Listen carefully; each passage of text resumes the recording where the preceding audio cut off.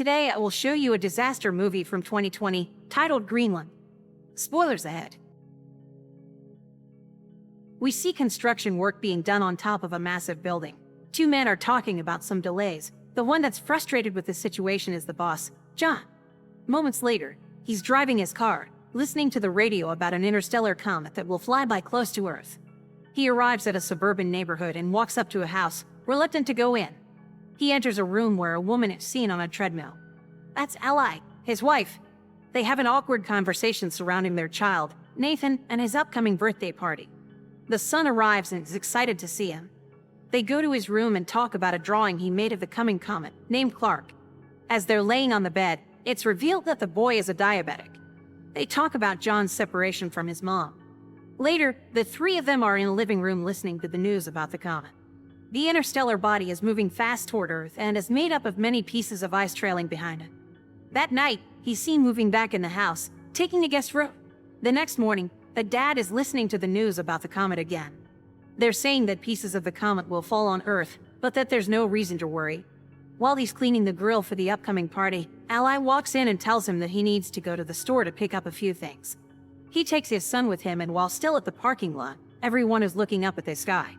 They see the comet approaching. Inside the store, as they are shopping, John gets a presidential alert on his phone and then an automated call. No one else in the store is getting the same alert.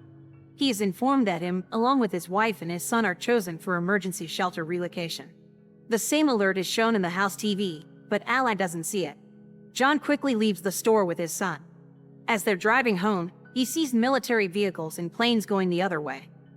When they arrive home, the people have already gathered for the party. John goes to talk to Allison in the kitchen and asks her if she got the same alert. She dismisses him, thinking it's just a test, but he tells her about the military he saw on the way, suspicious about what's happening with the comet. Both of them come back to the living room, where everyone is watching the news, expecting to see a part of the comet hitting the Atlantic Ocean. No one is worried as an image of the fragment is shown on the TV screen and the kids start counting down. When they reach to one, waiting to see the splash in the ocean, nothing happens for a moment. There's a little earthquake and John walks out of the house. He sees a flock of birds flying away, when suddenly a massive shockwave hits him over, felt inside the house as well. He comes back in and everyone is scared, still listening to the news. The newscaster announces that the piece has impacted a city in Florida with a shockwave that was felt for thousands of miles. The city was completely destroyed. As an orbital shot of the comet hitting is being shown on the news, the people wonder if more pieces will hit the planet. John gets another presidential alert.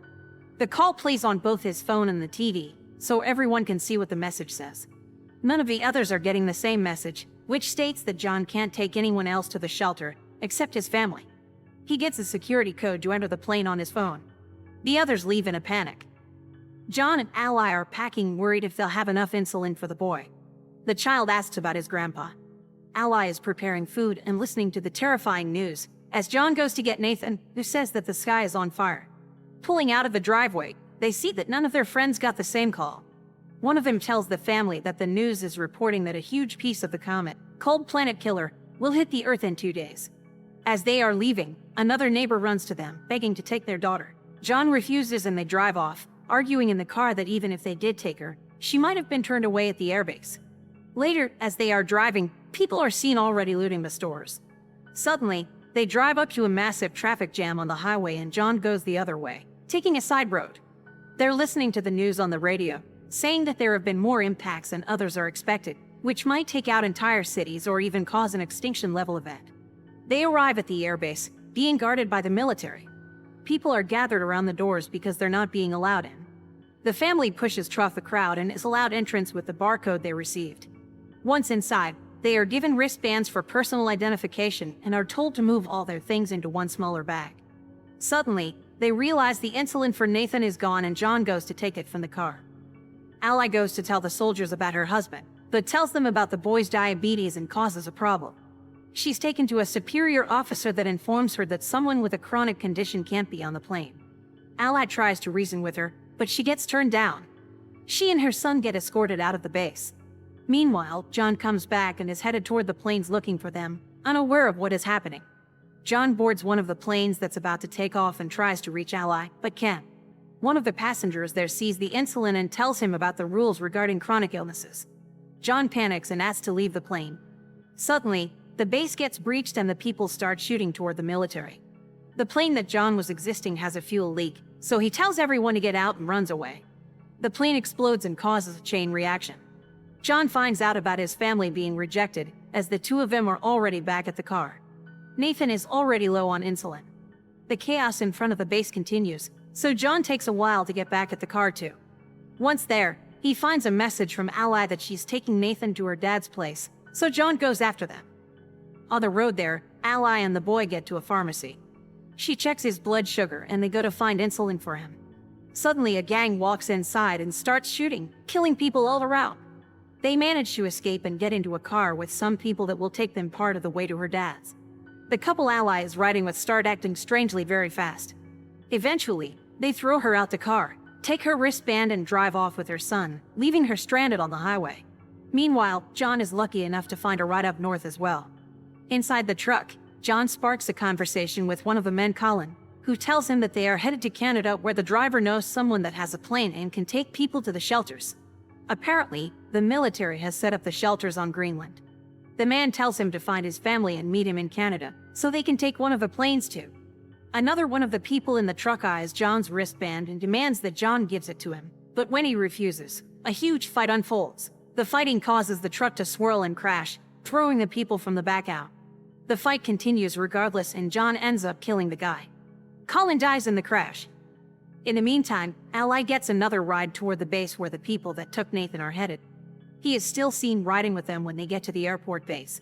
At the first stop, as they are showing the wristbands, the boy tells the soldier that those people are not his parents and the soldier gets them escorted away, taking him inside.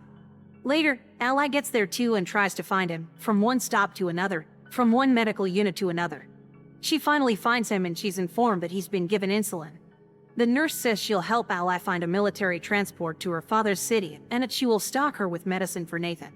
John breaks into a house for some water and food. He checks the news immediately, only to see that the main impact is expected in just under 24 hours. He finds keys to the family's car and takes it, getting to Ally's dad fast. He finds him playing cards with his buddies, asking about his daughter. They decide to put their differences aside and work together to find her and Nathan. Meanwhile, the two of them arrive at a gas station and call the house. John and her father go to pick them up and the family is finally back together. All of them get back to the house and see that the information John got about the shelters was true. He convinces Ally that they should go to Canada and try their luck, so they prepare for the journey there. Unfortunately, they can't convince Ally's father to join them. Suddenly, a giant piece of the comet falls nearby, prompting them to go immediately. Ally's father gives John a gun and says his goodbyes, staying behind as they drive away. John and Ally reconnect during the drive, promising to stay together. They stop for a blockade along the road, when debris from the comet starts falling all around them. John drives out from the line of cars, but the fragments are falling everywhere. Ally gets in the back to cover Nathan, while John tries to find shelter.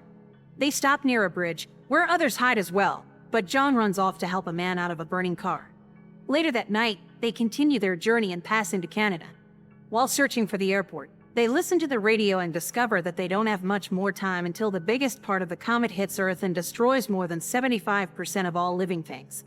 As they drive, they see one plane getting air and another almost taking off, so they chase after the second one. John stops the plane by driving right in front of it. The pilot is reluctant to take them in, since he is already at full capacity, but they succeed in convincing him. John has a dream about better times, and when he wakes up they are approaching Greenland. The place seems unaffected by the comet, until a moment later a fragment impacts the water and creates a shockwave that hits the plane. Both engines are failing as the pilot tries to keep the plane in the air. They glide through the air, landing smoothly, but hit the glacier. The pilots are pinned on impact, but John isn't able to help them. He sees a military plane land a mile away, so he shows the people from the plane there, and when they arrive, a military truck takes them in and gets them to the shelter. As they are going inside, the planet killer hits. The impact will reach them in a matter of minutes and the people are still getting deeper inside the shelter. Once inside, they brace for impact and a flashback is seen of their previous life, when they were happy together. 9 months later, the planet is desolated. Cities ruined completely. A radio signal is searching for survivors and establishes a connection, informing the receiving end that the dust has settled and there is no radiation. The hatches of the shelter open and reveal that the family is still alive, facing the ruin of the planet. As a symbol of hope, they see a bird flying outside and start coming out of the shelter. As the Earth is seen from space, radio signals communicate from all around the globe. There are people still alive everywhere on the planet.